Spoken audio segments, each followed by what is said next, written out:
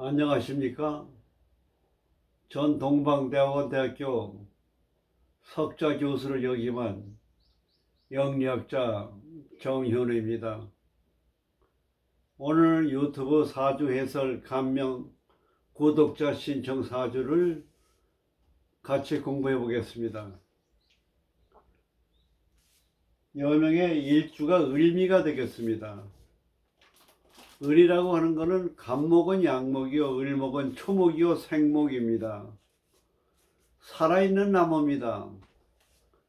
간목은 아니고 을목은 음이니까 약하다고 생각하면 안 됩니다.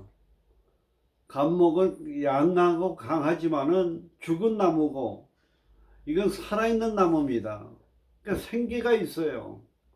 활동적도 있고 기상도 강하고 의욕도 많고 욕심도 많은 게 을목의 특징입니다. 그 생기가 있습니다. 간목은 좀 표정이 좀 엄숙한 데가 있는가 하면은 을목은 표정이 좀 생기가 있습니다. 우리가 상스러운 기운을 받기 위해서는 얼굴이 웃음과 밝은 표정, 환한 얼굴, 생기가 있어야 됩니다. 저는 이렇게 사람들 보게 되면은 얼굴에서 생기가 있는 얼굴과 생기가 없는 얼굴, 이 목소리 하나하나에도 생기가 있는 목소리가 있고 죽은 목소리가 있습니다. 생기가 없는 것은 죽은 목소리입니다. 을목은 초목이요, 생기가 있습니다. 향상심이 많고요. 근데 지지에 미를 깔았습니다. 미는 뭐냐? 계절로는 6월이고 띠로는 양띠지만은 오행적으로 삼합에서는 나무의 창고입니다. 나무의 성질이 많아요. 을미는 어떻게 보면은 가녀지동의 기운이 있다고 볼 수가 있습니다. 자기 주장과 고집이 셉니다. 그래서 모든 게 남을 배려하는 게 좀 부족하고 자기 중심적이다, 이렇게 생각이 됩니다. 그래서 을미는 또 백호대살입니다.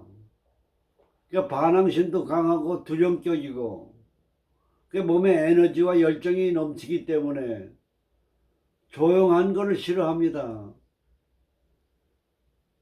그러니까 무슨 일을 벌리는 그런 성향을 가지고 있다, 이렇게 보면 되겠습니다. 반면에 미에는 암장에 정을기가 있습니다. 정을기. 정화는 식신이 돼요. 먹고 사는 문제 걱정이 없습니다. 식신이 있기 때문에. 왜 걱정이 없느냐?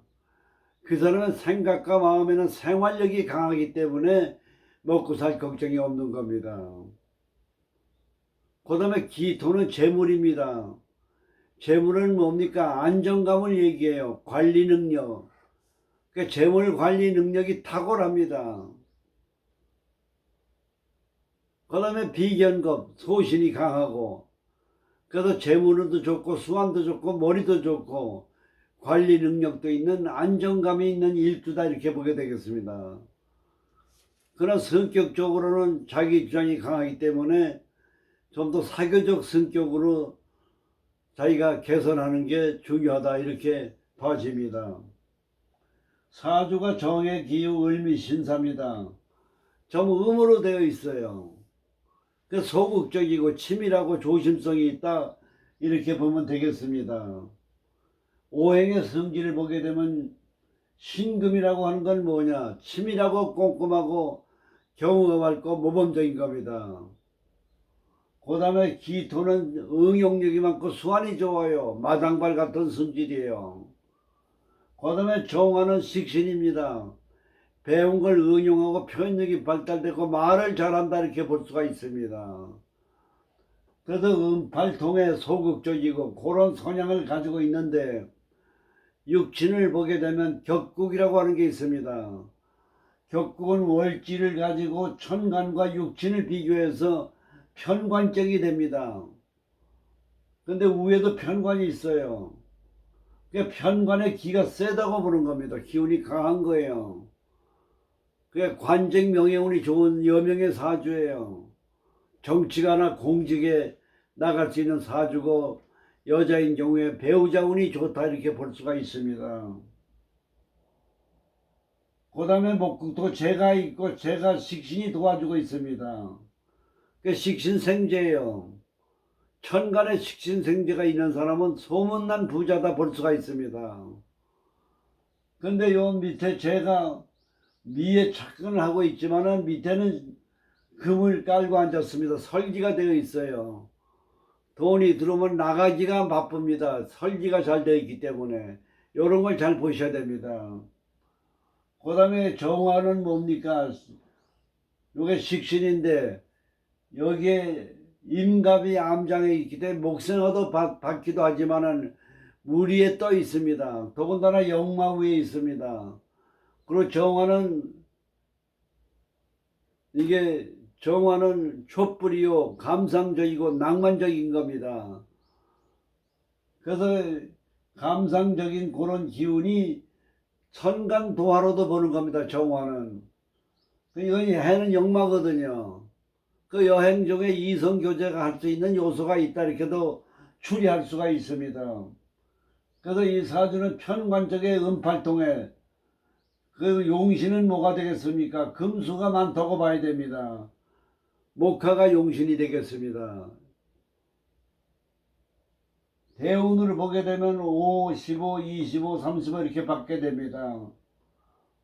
요 시기는 어려운 시기로 봐야 됩니다. 요 34세까지는. 왜냐 해자축이 많은데 겨울이 들어와 있기 때문에 음기가 너무 많아요. 그러니까 침체되어 있는 겁니다. 그 축에 들어오면 왜 좋으냐? 을목이 축을 좋아합니다. 또 축이 되니까 흙을 파졌기 때문에 나무가 잘 자라요. 요거는 금수가 많기 때문에 축도 안 좋다고 해석하기 쉽습니다만은 굉장히 좋습니다. 그럼 요 속에 또 관도 들어있고 금이 관에 착근을 잘합니다. 그럼 결혼에 몇 살에 하면 좋다고 보느냐? 35세 하면 좋다고 보는 겁니다. 그때부터 운이 좋아지는 거예요. 계속 목화로 들어오지 않습니까?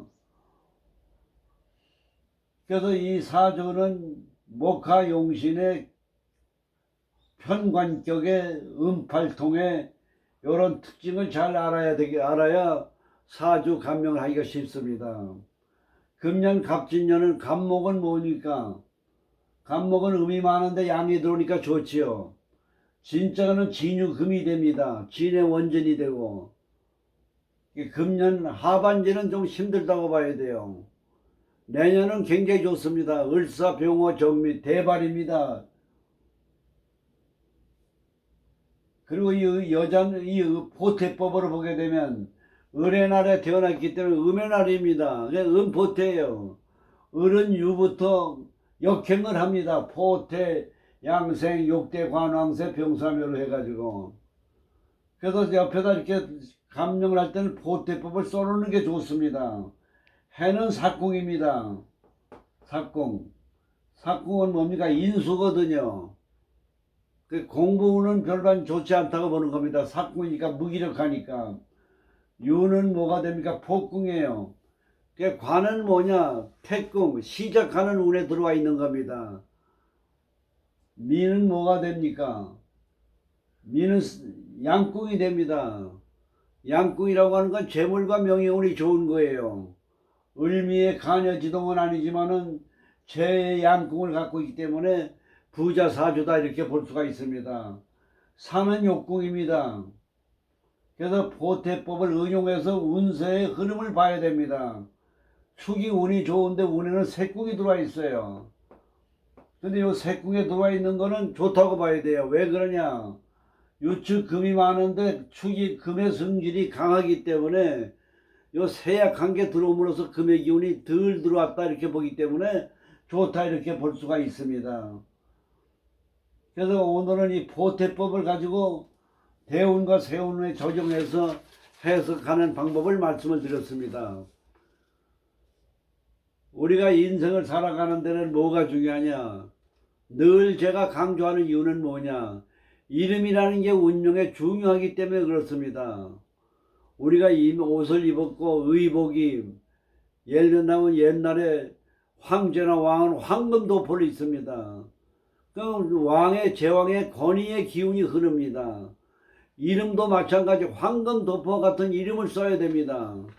성공한 사람들은 이름이 다 생기가 있고 획수가 좋고 발음이 좋고 연결음이 좋고 누가 봐도 선입견이 좋은 이름을 갖고 있습니다. 그래서 우리가 아기를 낳거나 신생아를 낳았을 때 정성을 들여야 돼요. 함부로 부모가 좀 경제적으로 좀 어렵다고 해서 이름을 자기가 마음대로 줘서는 안 됩니다. 죽어서도 남는 게 이름입니다. 그래서 항상 여러분들이 좋은 이름 장명을 위해서 좋은 장명가를 만나는 게 운을 여는 겁니다. 저는 장명의 도인입니다. 시대 감각에 맞춰서 여러 가지 개운의 사주에 맞는 장명을 하고 있사오니 많은 관심 부탁드립니다. 감사합니다.